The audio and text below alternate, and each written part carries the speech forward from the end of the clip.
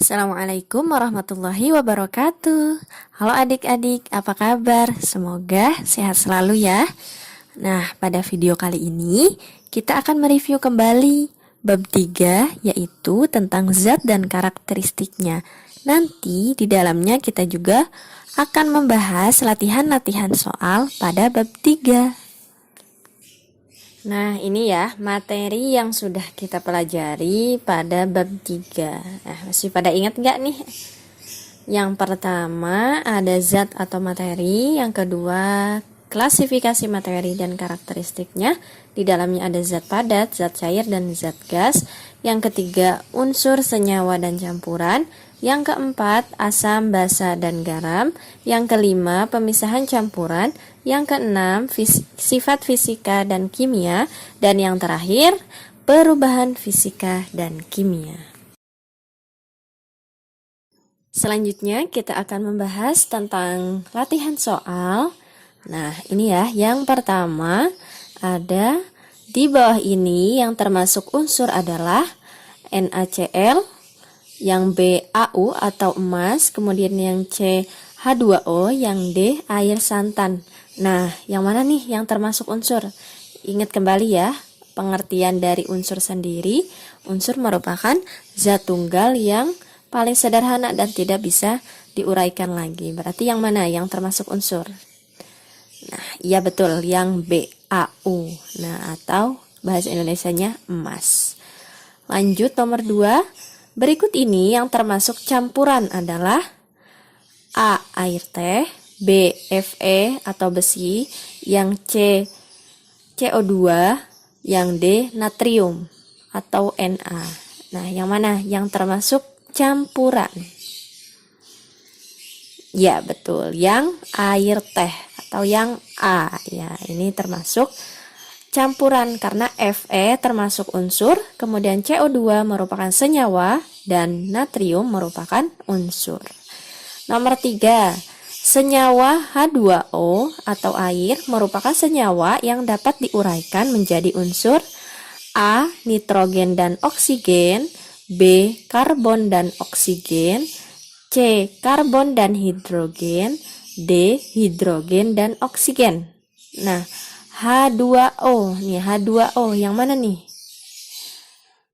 Ya, yang D, yaitu hidrogen dan oksigen. Jadi H itu lambang unsur dari hidrogen dan O itu merupakan lambang unsur dari oksigen. Lanjut, nomor 4. Benda-benda di bawah ini yang termasuk gas adalah A. oli, B. kursi, C. sirup, D. asap rokok. Yang bentuknya gas yang mana nih? Apakah oli, kursi, sirup, atau asap rokok? Ya, betul sekali. Yang D, asap rokok. Oli itu bentuknya cair ya, jadi termasuk zat cair. Kemudian kursi itu bentuknya padat, merupakan zat padat. Dan sirup itu merupakan zat cair. Jadi yang gas itu yang asap rokok. Lanjut, nomor 5 ya.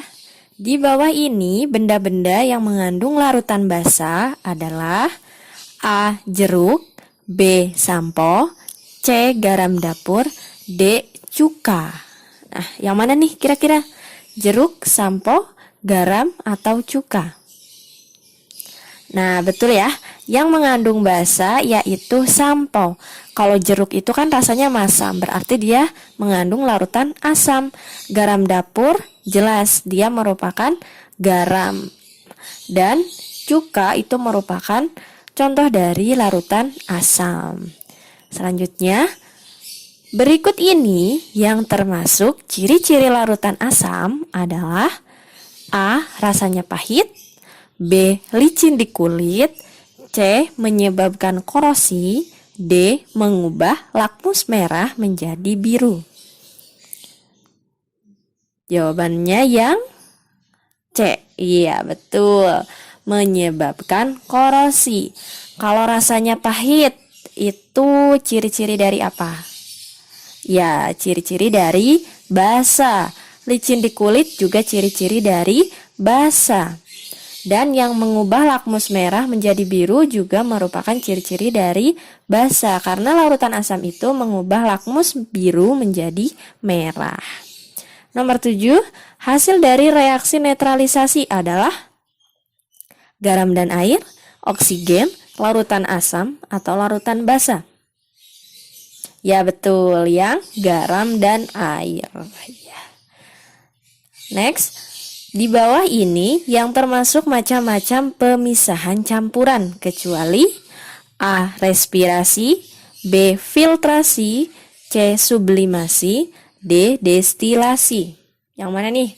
Respirasi, filtrasi, sublimasi, atau destilasi? Nah, ya jawabannya yang A. Respirasi. Karena respirasi itu bukan termasuk dari pemisahan campuran. Ingat ya, pemisahan campuran itu ada 5. Yang pertama filtrasi, sublimasi, destilasi, kromatografi, dan sentrifugasi. Ya. Kita lanjut nomor 9. Ini ada pemisahan campuran, kemudian ada contohnya. Nah, pertanyaannya, pasangan yang tepat dari tabel di atas ditunjukkan oleh nomor. Nah, pemisahan campurannya filtrasi, contohnya pengayakan pada tepung. Ini betul apa salah? Ya, betul ya. Contoh dari filtrasi itu salah satunya adalah pengayakan pada tepung. Kemudian yang kedua, sentrifugasi. Itu contohnya penyaringan air. Betul apa salah? Ya, salah ya. Karena penyaringan air merupakan contoh dari pemisahan campuran filtrasi atau penyaringan. Kemudian yang ketiga, sublimasi. Contohnya pemisahan sel darah merah dari plasma darah. Betul apa salah? Ya, salah juga ya. Karena pemisahan sel darah merah dari plasma darah itu merupakan contoh dari sentrifugasi. Nah, yang terakhir, kromatografi, contohnya tes urin. Betul apa salah? Ya, betul ya. Tes urin merupakan contoh dari pemisahan campuran kromatografi. Jadi yang betul adalah nomor 1 dan nomor 4. Jawabannya B. Nomor 10. Sebuah balok memiliki panjang, lebar, dan tinggi berturut-turut, yaitu 8 meter, 2,4 meter, dan 5 meter. Massa balok tersebut 25 kg. Berapakah massa jenis balok tersebut? Nah, kita tulis dulu yang diketahui, yaitu panjangnya, panjang 8 meter, lebarnya 2,4 meter, tingginya 5 meter. Kemudian massanya 25 kg. Nah, kemudian kita cari dulu nih volumenya, volume dari balok tersebut. Nah, volume balok rumusnya panjang kali lebar dikalikan tinggi sama dengan 8 kali 2,4 dikali 5. Hasilnya 96 meter kubik. Nah, yang ditanyakan yaitu massa jenisnya atau rho. Rho itu sama dengan massa dibagi dengan volume. Massanya 25 kg, kemudian volumenya tadi sudah kita cari 96 meter kubik. Nah, hasilnya 25 dibagi 96 sama dengan 0,26 kg per meter kubik. Nah, ini satuannya kilogram per meter kubik ya. Karena di sini massanya kilogram, kemudian volumenya meter kubik. Nah, nomor 11. Di bawah ini yang termasuk sifat kimia suatu benda adalah massa, warna, bentuk, atau beracun. Nah, yang merupakan sifat kimia dari suatu benda yaitu yang D, beracun.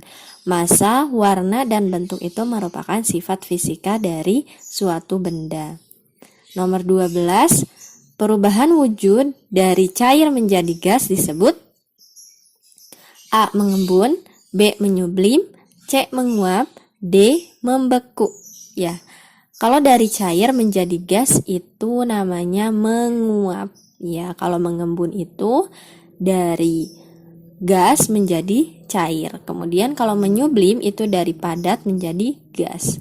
Dan membeku itu dari cair menjadi padat. Nomor 13, contoh perubahan wujud mengembun adalah A. Adanya titik embun pada daun di pagi hari. B. Ketika memasak air di panci, lama-kelamaan akan habis. Maksudnya airnya akan habis. Yang C. Es krim yang mencair jika dibiarkan di tempat terbuka. Yang D. Kapur barus yang disimpan di lemari lama-kelamaan akan habis. Kira-kira yang A, yang B, atau yang C, atau yang D? Yang contoh perubahan wujud mengembun. Ya, betul. Yang A, adanya titik embun pada daun di pagi hari. Kalau yang B itu contoh dari menguap. Yang C contoh dari mencair.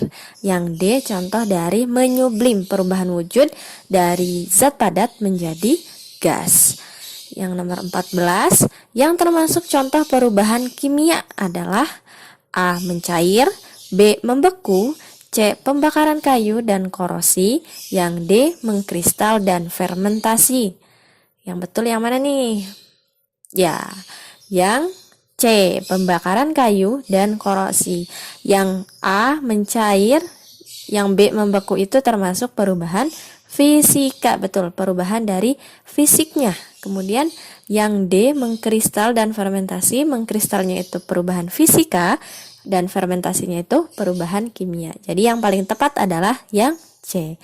Nah, kemudian untuk soal nomor 15, ini kan ada 2.